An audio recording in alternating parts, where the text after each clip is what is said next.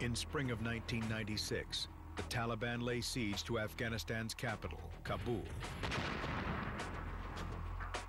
Mullah Muhammad Omar's followers pummel the city with more than 866 rockets in the month of April alone.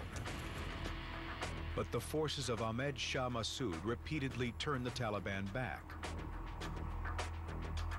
As the civil war continues to devastate the country, Massoud and Afghan President Burhanuddin Rabbani seek help from an old friend of Afghanistan, Osama bin Laden. Bin Laden is living in Sudan, Africa.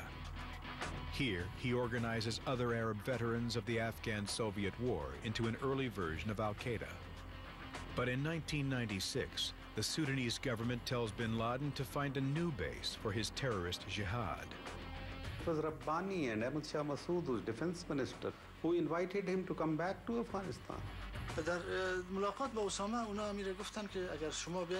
He was someone who had worked with the Mujahideen in the past and was respected. They said he should mediate between them and the Taliban so that the war would be over and they would make a joint government.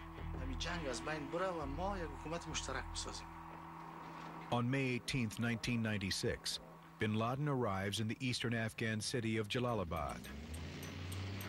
Just months after bin Laden's arrival, Taliban forces seize Jalalabad, and now Mullah Omar controls bin Laden's new home.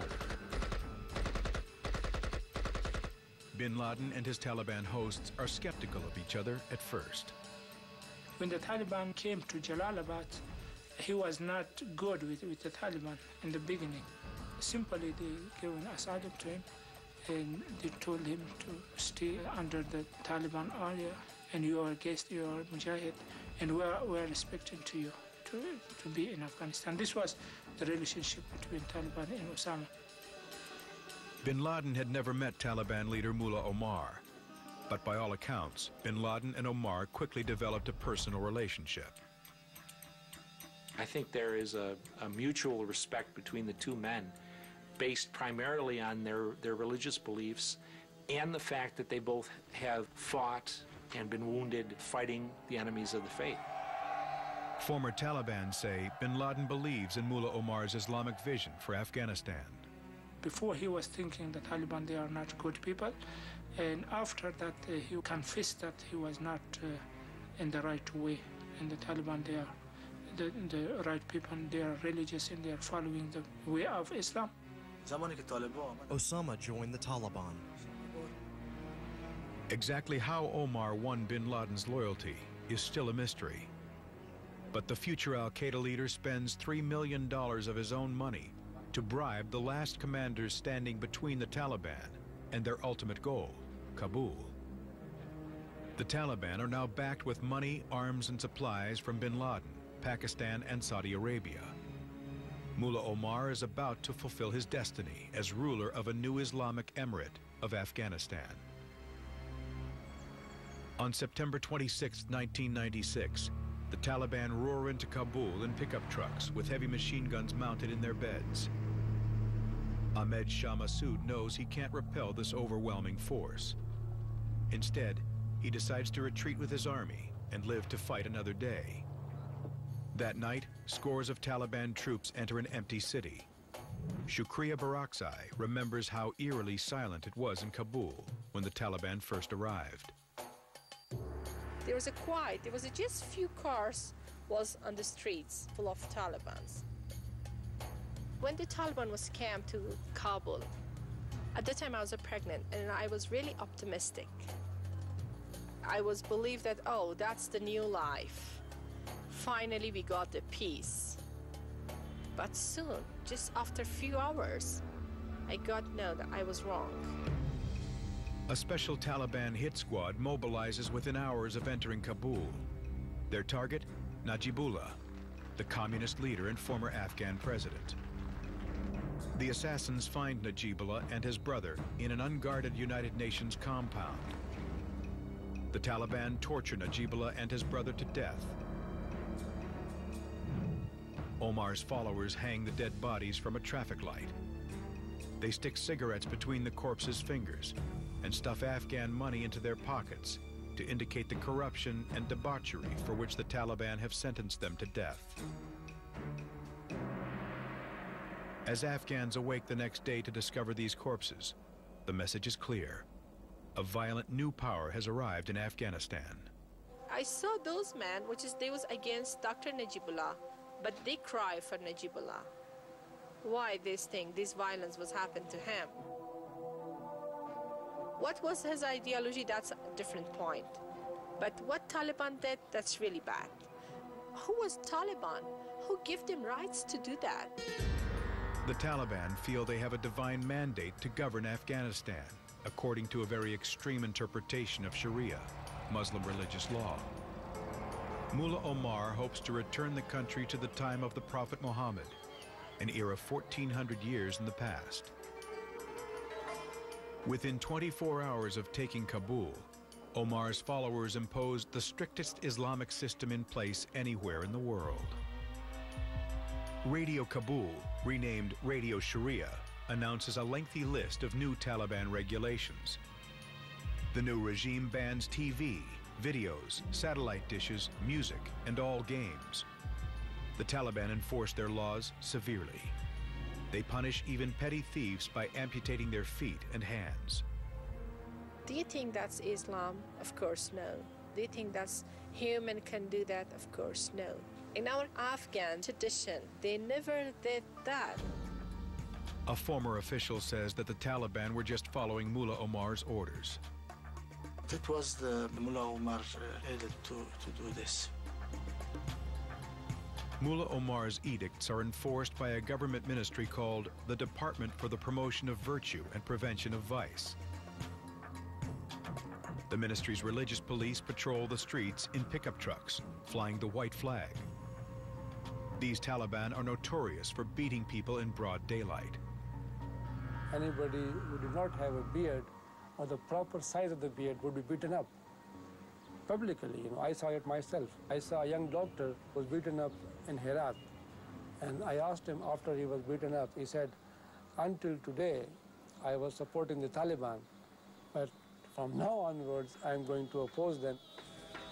Many Afghans who once welcomed the Taliban now recoil as their dark vision for the country becomes a reality. Their ideas were wrong. Their mission was wrong. Their mentality was wrong. All the time, the bad memories is coming with the name of Talib. The Taliban's new regulations severely limit Afghan women's rights.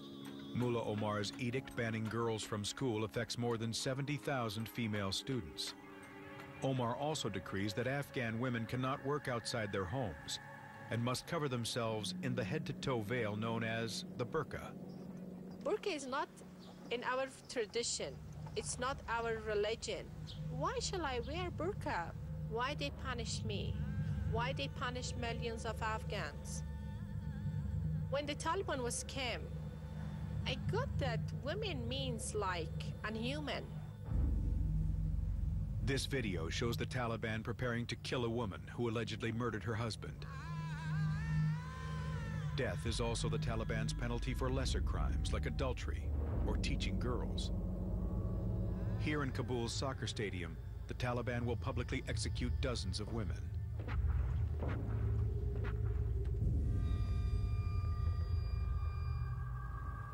The future looks bleak for Afghans old enough to remember what Afghanistan was like before the Soviets, the Civil War, and now the Taliban. But in the small northern sliver of Afghanistan, not already under Taliban control, a resistance begins to form around Ahmed Shah Massoud.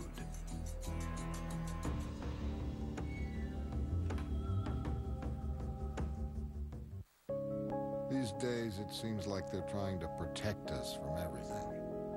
Roll-On protects us from odor. Coffee has a warning label. This is hot. You think... Mullah Omar and most of the Taliban are Afghanistan's largest ethnic group. But the Taliban encounters other tribes as it conquers new territory. These Afghans refuse to submit to Pashtun traditions. When people in Afghanistan realized or discovered the reality of Taliban, the resistance was getting power. Legendary commander Ahmed Shah Massoud leads the anti-Taliban resistance. When the Taliban took Kabul, Massoud retreated to the north and his birthplace, the Panjshir Valley. Here, he forms the Northern Alliance, a partnership of the ethnic groups threatened by Taliban rule. Massoud is a Tajik.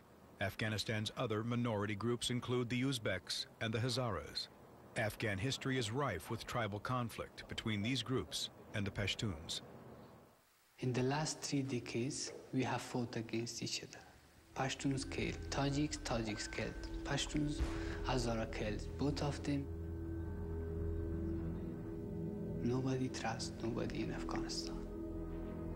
After taking Kabul in 1996, Mullah Omar sends his troops to crush the Northern Alliance, and Afghanistan descends into vicious tribal war.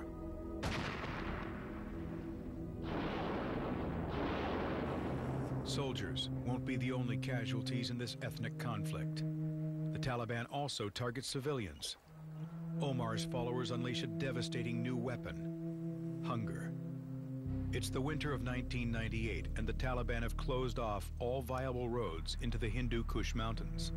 These roadblocks bar United Nations food convoys from reaching the homeland of the Hazaras, a tribe of Afghans thought to be descended from Genghis Khan's Mongol warriors. As temperatures dip below freezing, food shortages affect at least 1 million people. Starving Hazara children play a modified game of cops and robbers, in which they fantasize about ambushing a convoy of wheat and bringing it home to their hungry families. They call the game Taliban. The Hazaras were rebellious, and the Taliban were meeting resistance. So Afghans tend to be ruthless when it comes to taking revenge. Revenge factor, which is in the Afghan blood. Important religious differences add to the bad blood. The Taliban are largely Sunni Muslims, while the Hazaras are mostly Shiites. Islam split into these two groups in the 7th century over a disagreement about who should succeed the Prophet Muhammad. Traditional Muslims do not view Shiites as non-believers. They're recognized as being Muslims. They're within the Muslim community. But to the Taliban, the Hazara Shiites are infidels, or worse. What you're seeing is simply the application of an interpretation of Islam that makes Shia less than human beings. Now the Taliban embark on an ethnic cleansing campaign. This Hazara woman remembers the terrible day Taliban troops came to her province. When the Taliban came and took the houses, they martyred all the men. They killed them. My brother was 10 then. They beat him in the head with a cable so much that his nervous system got damaged. In Mazar-e-Sharif, the Taliban kill at least 5,000 Hazaras, according to UN estimates. The only thing standing in the way of future Taliban massacres is Ahmed Shah Massoud. Civilian refugees soon flock to the protection of Massoud and the Northern Alliance. 400,000 people were displaced by Taliban. The only way to support these people was 2 helicopters that Commander Massoud had. The helicopters were bringing breads from Tajikistan. As Massoud wins hearts and minds, he also begins to see some success on the battlefield. The Taliban have more men and better weapons, but few in Afghanistan can match Massoud's military mind. Fazal Ahmed al-Manawi was a Northern Alliance commander. Ahmed Shah Massoud would fight using tactics and would gain a lot with a few casualties. He paralyzed the Taliban several times or caught them by surprise. With Massoud standing his ground against Mullah Omar, regional powers cast different bets on which group will control Afghanistan's future: the Northern Alliance or the Taliban. For Pakistan, the choice is simple. Generally, Taliban were Pakhtuns, and Pakistan has a geographic linkage and an ethnic linkage with the Pakhtuns.